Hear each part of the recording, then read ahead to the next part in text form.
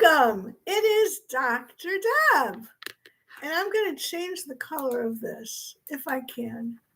I don't know if I can. Does that change anything? Now my hair looks blonde. That's weird. Oh my gosh. Okay, I give up. I don't know. I got a special fancy light here and it's supposed to be fixing the color and I don't think it's doing anything. Maybe this one.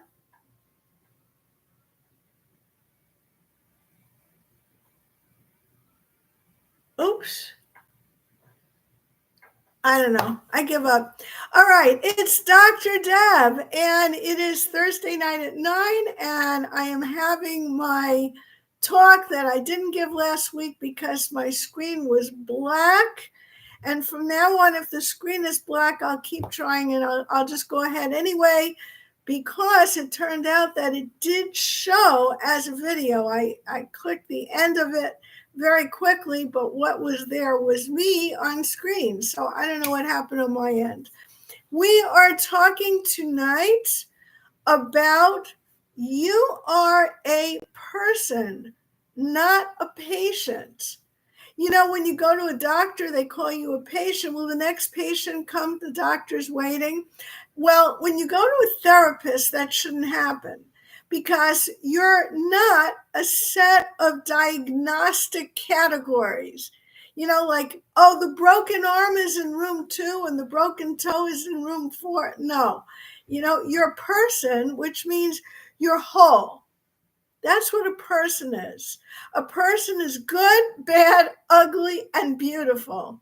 This is the reality. This is true about who we are as human beings. We are good, bad, ugly, beautiful. We have talents, we have strengths, we make mistakes, we listen to our protective parts inside of our heads telling us to go yell and scream when we probably shouldn't, just to be heard. And that is normal. That's human. So when you go to a therapist, should you be seen as simply a case? I had somebody write me a very angry email because she thought her daughter is being rude. Okay, maybe her daughter is being rude. And she said she needs medication. No.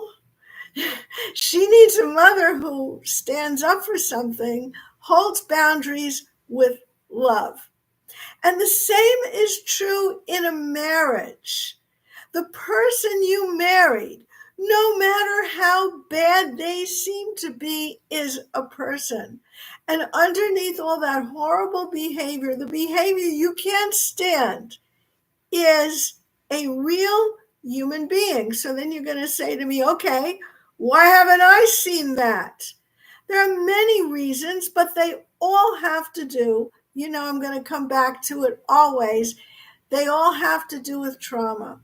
Early childhood trauma kind of makes us who we are, not permanently, in the sense that we have protectors that stand up for us and try so hard to protect us. These are inside of us. Those are our little automatic habits, our ways of reacting, our ways of feeling, our ways of being triggered. Those protectors inside of us come from our childhood, and we simply react. And then what happens is the person they're married to, that's you, right?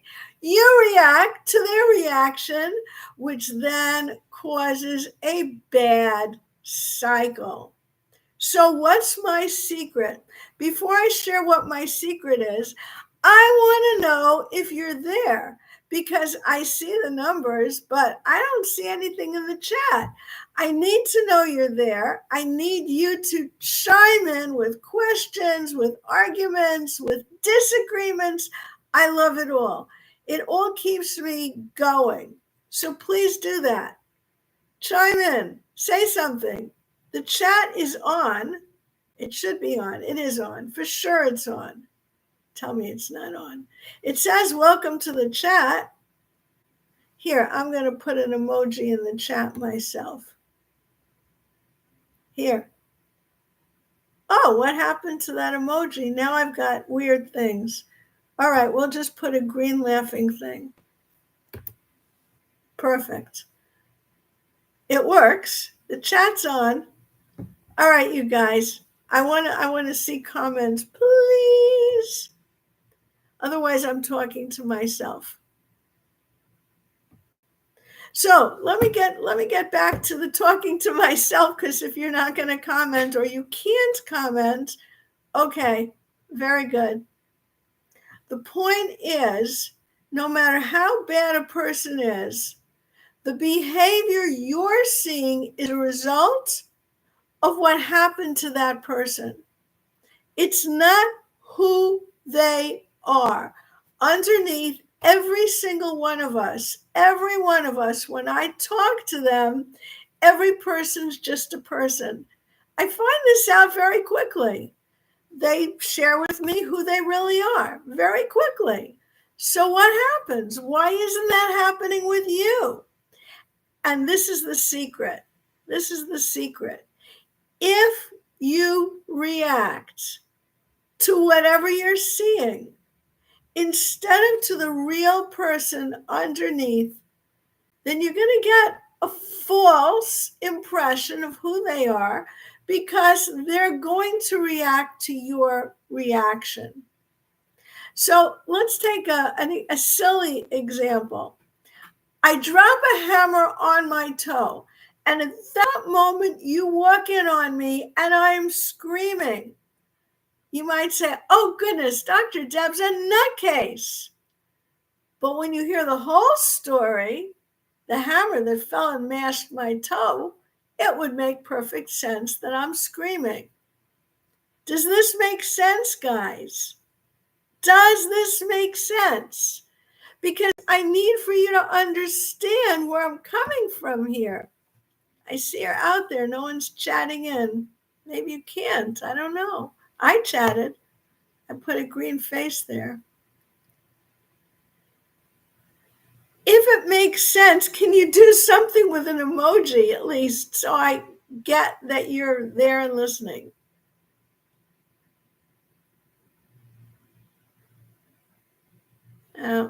Okay. So when a person's life has a figurative hammer that falls on their foot, they are going to react. Now, what should it look like for you as the partner? Can you validate their experience? It doesn't mean you have to agree with them. You could disagree with them, but can you validate their feelings? Look, let's say someone is rude. If I was rude to you, then I can understand how you might react with anger. I didn't intend to be rude. I didn't even know that you felt that I was rude, but I get that you took it that way and reacted to it and felt like it. That's what a validation would look like. A validation does not mean that you agree with them. Another thing is, what do? I listen to stories of trauma and I go very, very, very slowly. First of all, we don't even get into trauma itself and the history a person had of trauma until I feel that they are safe, emotionally safe. I'm changing the light here because now it's flickering. I don't know.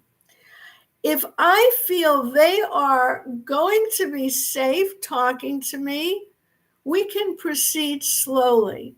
And safety means that they have some grounding techniques, breathing, feeling clear on what's the difference between the here and now, the present reality, and the past. All these are measures that I would have in my mind of whether a person who's had trauma is safe to talk about it now with me. So that's one of the things I do.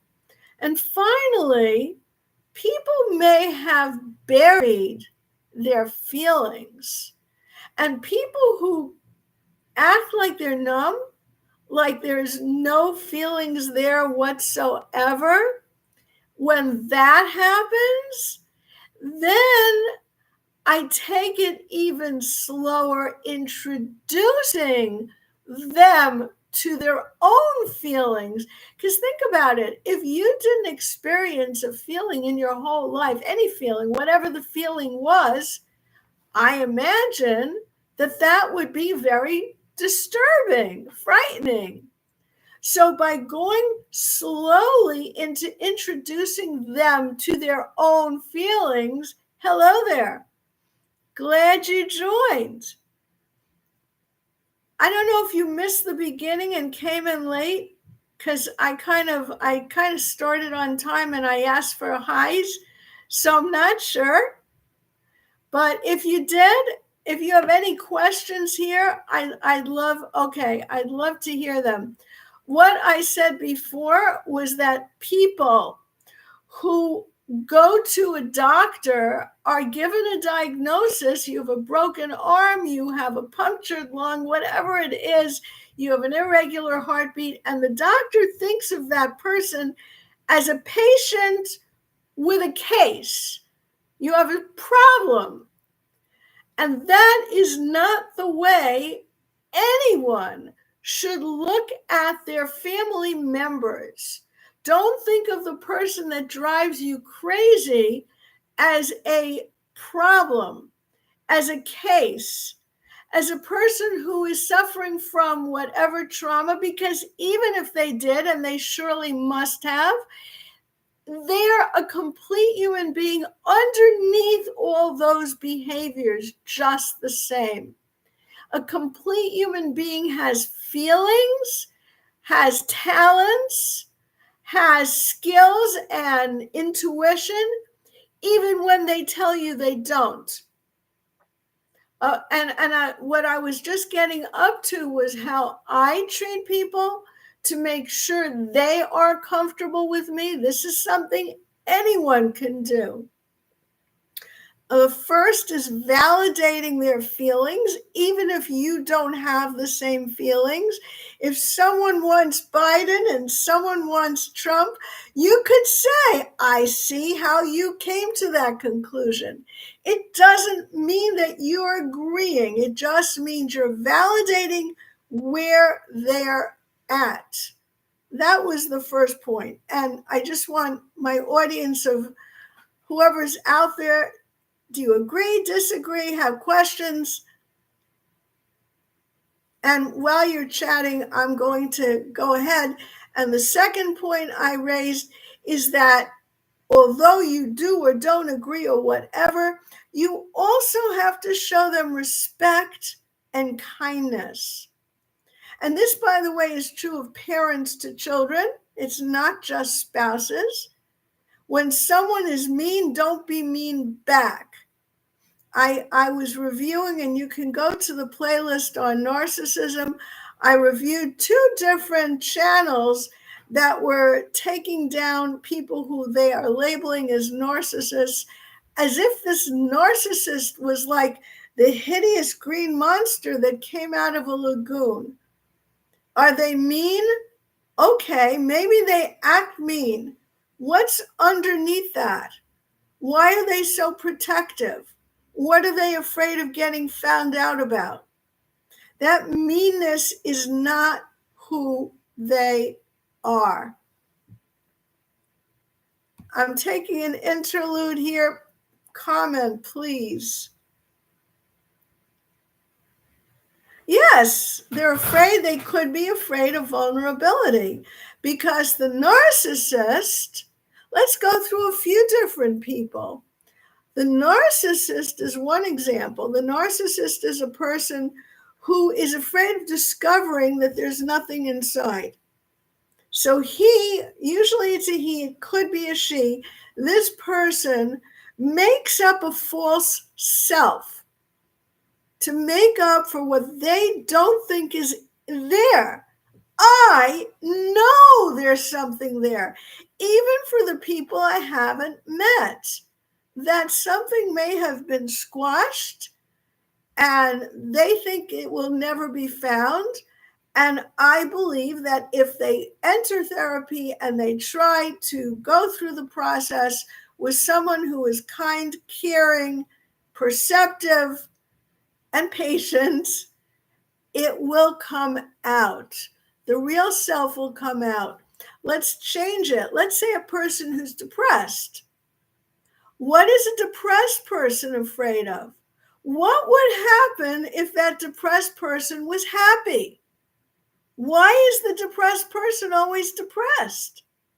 What would be so bad about being happy?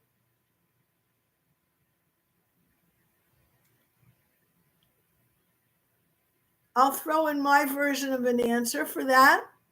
Sometimes a depressed person cannot get to a place which then will, in their mind, nullify all the pain they've had in the past. It could be uncomfortable. Yeah, it could be uncomfortable to be happy when they've never gotten used to it. Yes, that's a possibility, sure. Like they grew up in a depressed home, or a home that made them depressed, and they don't even know what it would be like to not be depressed. They're used to it. Yes, it could be. And I'm posing another possibility, which is that they will be invalidating the pain that they've suffered. Let's say, for an example, they grew up in poverty, and in their bad neighborhoods, people died, and siblings even may have died. And they had a lot of terrible things. And now they make it in life, and they can't be happy. Well, maybe for them, that would be a betrayal of their past. And they have to stay depressed in order not to betray their past. That's a possibility too. Let me take another one. Anxiety disorder. Not that I believe in disorders, but that's the term people use. An anxious person, why would they not want to give up their anxiety? Why are they full of anxiety? Well, maybe they had situations that they actually experienced that they needed to be on their toes to watch out, or else they'd get clobbered emotionally or even physically. And so they literally can't give it up because they might get clobbered again.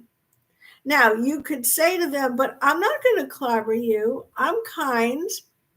And they're so used to being anxious that it's so hard for them. Exactly, the fear of unknown or uncertainty. It's hard for them to give up that watchfulness, that hypervigilance. So you see, what I'm trying to say is that no matter how bad the symptoms are that you see, the person is not crazy. The person does not necessarily need meds, or certainly not permanently. The person is not evil either. These are not truths about who human beings are. They are misled. They are trapped in their fears of the future. They're trapped in their attachment to the past. It could be any number of reasons, but it does not mean that where they're at is going to be permanent. This is where it comes to my secret, which I was saying in the introduction with the thumbnail. What's my secret? I accept them as they are, and I believe in them. I believe in what's there underneath the surface, whatever that surface is, whether they present as a narcissist, whether they present as somebody who has no feelings and numb and unemotional, can't talk, can't communicate. I've had so many people, many people complain of those things in their spouse. I start talking to them, and because they know I accept them 100%, they can open up to me. That said, I don't want you to think, this whole audience here that's watching, I don't want you to think I'm blaming you, because you got married and you did have expectations and you were entitled to have those expectations. It's only normal and natural to expect the person you married to show you love and not be trapped inside a protective device, a protector, a part that's trying to keep them from being hurt again or threatened or scared, whatever the thing was that they went through. It's naturally you wouldn't expect that, and you expected something else. But now that you see that what you have in your hand is a different situation than the one you expected, it's not going to help you to be mad that your expectations weren't met. It is understandable, but it's not going to help. Nor is it going to help to be frustrated. The best thing to do, I feel, is try with love and tons of patience to get that person that you love so much and you're in the marriage with into therapy. Because that is, and preferably with someone like me, I mean, I can't work with every state, but someone like me who is kind, understanding, patient, intelligent, and preferably knows IFS or IFIO. And I've made this statement before.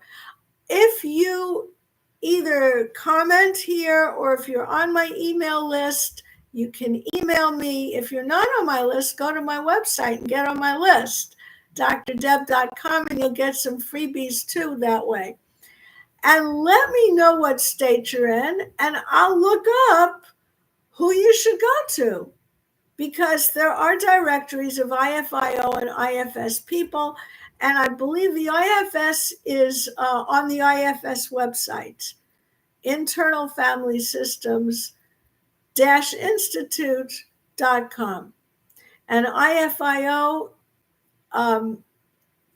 Intimacy from the Inside Out, Tony Herbine Blank. I don't know if that directory is public, but I will let you know who's on it in your state if you want. Because I feel like that's the only way that it's going to turn around. Now, what is it about IFS and IFIO that makes it work where other therapies may not work? One is that we are patient. Two, we are non-judgmental.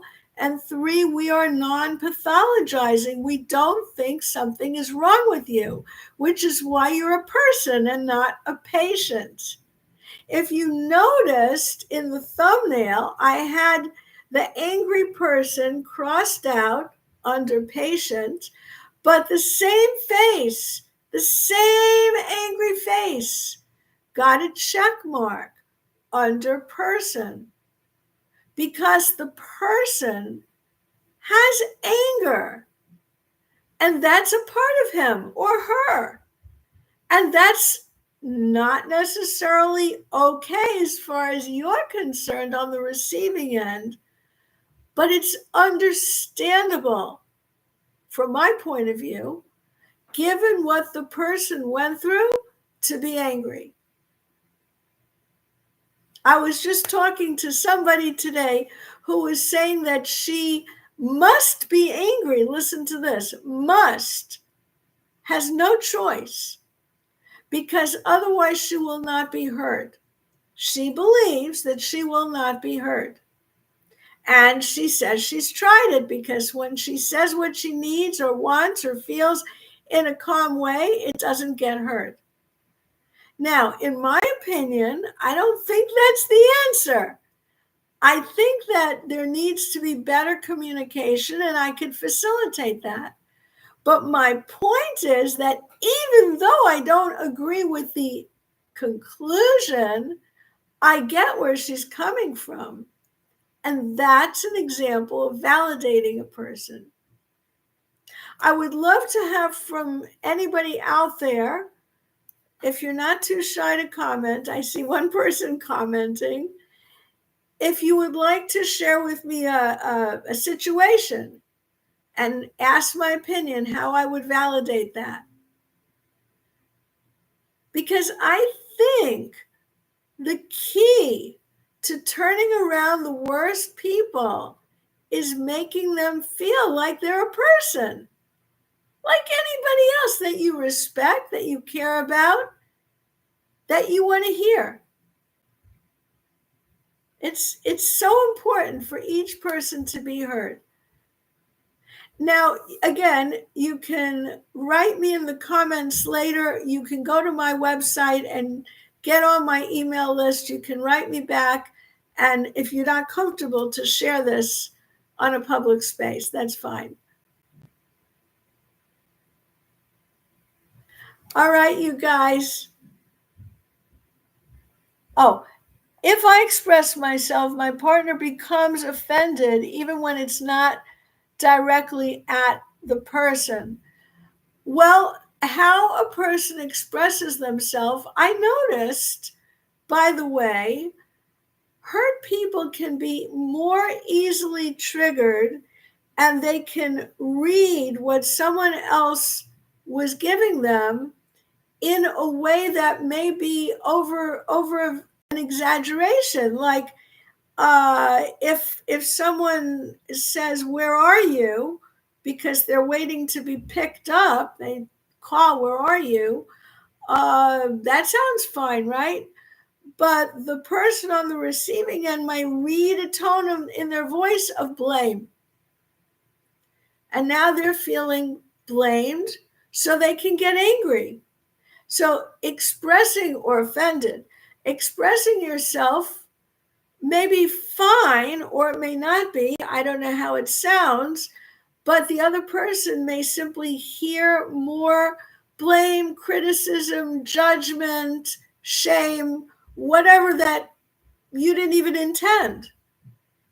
They could hear it because that's what they're kind of ready for. That's what they're on their guard for. And that's where therapy comes in. Can there be emotional addiction to anger? Yes. I did mention this in another one of the lives, that anger creates a buildup in your body, a chemical buildup in your body that is then released when the explosion occurs. And there's a calming feeling from that.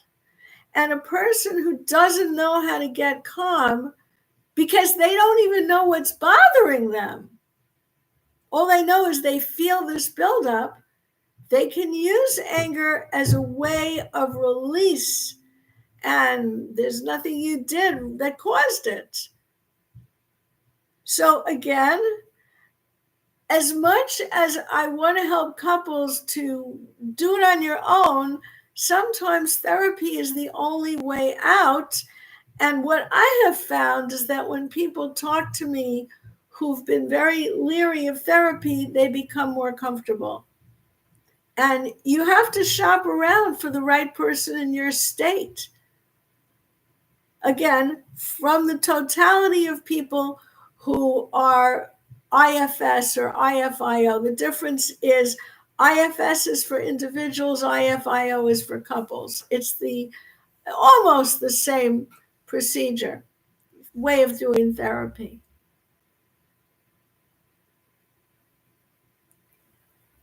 I hope that answered your question, and I so appreciate your coming on and chatting, because some other people are either too shy or unable to do the chat for whatever reasons. Maybe they're in a public space, whatever the reason, and I appreciate it for at least whoever did. So thank you tonight.